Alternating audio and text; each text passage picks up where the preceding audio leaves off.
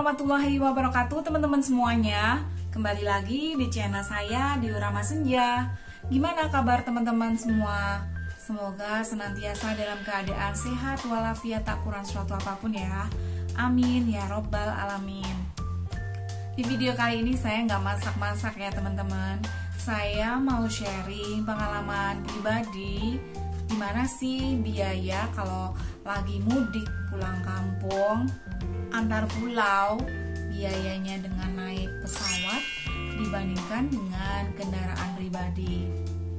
Saya mau sharing ini soalnya kalau lagi pulang kampung itu ya ada beberapa gitu pertanyaan dari teman, berapa sih biayanya, habis berapa sih uangnya kalau lagi mudik ini, kalau naik pesawat berapa, kalau naik kendaraan pribadi berapa. Nah gitu ya teman-teman, jadinya saya mau sharing di sini. Selain itu saya mau sharing buat teman-teman yang ada di sini, mungkin ada yang baru merantau antar pulau gitu ya teman-teman, pengen tahu kisaran biaya mudik itu berapa. Oke teman-teman, untuk biaya mudik dengan naik pesawat, saya pribadi ini sekeluarga ada 4 orang ya teman-teman, termasuk anak-anak. Nah ini kalau hari-hari Lebaran pesannya nggak terlalu jauh dari hari Lebaran, nggak terlalu deket juga, itu tuh sekitar 2 jutaan gitu teman-teman, dapat harganya per orang 2 juta rupiah ya. Ini anak-anak dihitung full karena udah 2 tahun ke atas. Kalau 2 tahun ke atas udah dapat kursi sendiri ya teman-teman, jadinya bayarnya full. Ini saya mudiknya dari Kota Padang, Sumatera Barat menuju Kota Madiun, Jawa Timur. Nah otomatis karena di Madiun gak ada bandara komersialnya gitu, jadi kita sampai di Surabaya aja atau Solo atau Jogja. Nah selain biaya transport pesawatnya, biaya apa lagi yang harus dikeluarkan? Tentu saja biaya ini ya, kita dari rumah ke bandara, kemudian di bandara tujuan menuju ke rumah kita. Kalau deket bandara ya lumayan, kalau jauh itu termasuk biaya yang lumayan juga ya teman-teman. Alhamdulillah saya di bandara tujuan itu biasanya dijemput sama keluarga. Kalau dari Surabaya ya masih sekitar 4 jam, tapi dengan adanya tol bisa berkurang lah. Kemudian dari Jogja sekitar 4 jam juga, Solo mungkin 2,5 jam udah sampai ya, ada tol teman-teman. Kemudian apalagi sih yang harus dikeluarkan untuk biaya mudik selain untuk transport tadi ya? Tentunya oleh-oleh. Ini mau naik pesawat, mau naik kendaraan pribadi, bawa ya. Meskipun keluarga kita hanya mengharapkan kedatangan kita, tapi mereka pasti seneng ya kalau kita bawain oleh-oleh. Dan betapa bahagianya kita kalau mereka seneng, ya kan teman-teman. Kalau Lebaran pastinya yang harus dikeluarin lagi THR buat keponakan kita ya. Pasti seneng banget tuh dapat THR ya kan. Kalau hari Lebaran biasanya kan kita jalan-jalan, kemudian makan-makan di luar, sering ya jalan-jalan, nginep di tempat liburan gitu, menginap di luar gitu ya, menginap di tempat-tempat liburan biar bisa menyenangkan keluarga gitu ya teman-teman. Nah itu mungkin biaya yang perlu dibudgeting juga dalam mudik Lebaran gitu. Jangan lupa kita jangan sampai merepotkan orang yang ada di rumah ya teman-teman, apalagi orang tua kita. Kita sebaiknya memberi kesenangan pada mereka ya, karena kita lama nggak pulang gitu. Biasanya yang antar pulau gitu kan pulangnya agak lama-lama ya teman-teman, bisa setahun sekali gitu kan, bahkan ada yang lebih. Lanjut ya teman-teman, berapa biaya yang harus dikeluarkan saat kita memakai kendaraan pribadi, dan itu untuk apa aja ya. Tapi sebelumnya yang perlu diingat, jadi sebelum kita berkendaraan dalam radius yang sangat jauh, kita harus memperhatikan kondisi kendaraan kita sebelumnya ya teman-teman, harus dicek secara keseluruhan. Oke, biaya apa yang dikeluarkan saat dengan kendaraan pribadi? Tentu saja yang pertama bensin. Kalau saya dari Padang sampai Madiun itu bensin ya sekitar 1.500.000 teman-teman. Kemudian tentu saja tol, meskipun tolnya itu dimulai dari Kota Palembang sampai, kalau di Sumateranya ya itu tuh baru ada di Kota Palembang itu sampai Bakahuni pelabuhan. Kemudian dari pelabuhan Bakahuni lanjut ke Madiun itu sekitar 1 juta rupiah teman-teman. Dari Palembang sampai Bakahuni itu sekitar 350.000 tolnya. Kemudian dari Bakahuni sampai ke Kota Madiun sekitar 650.000.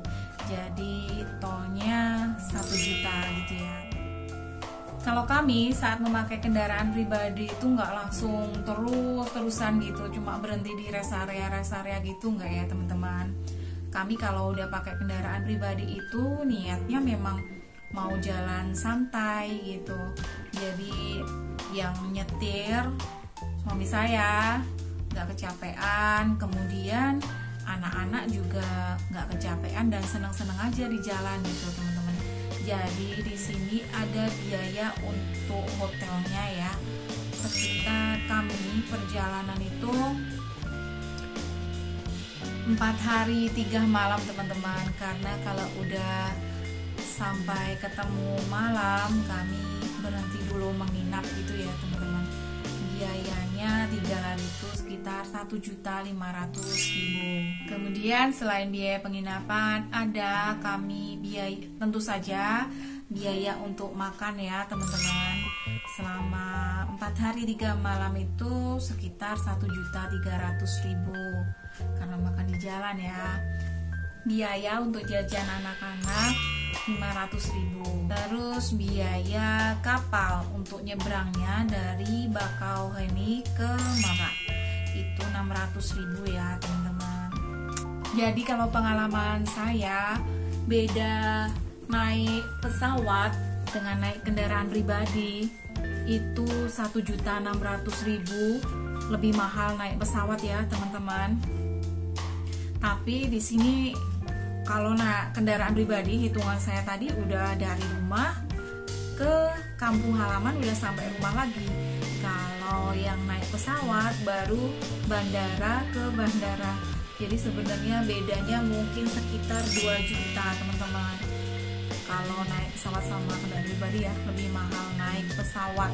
Ini hitungan saat lebaran atau liburan sekolah. Soalnya tiket pesawat harganya beda ya teman-teman, saat liburan atau lebaran tuh beda, apalagi liburan sekolah itu juga lumayan itu tiket pesawatnya ya teman-teman.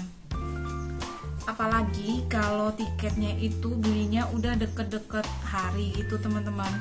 Saya pernah udah deket-deket hari harganya itu nggak 2 juta teman-teman, lebih sampai 2,3 juta satu orangnya ya.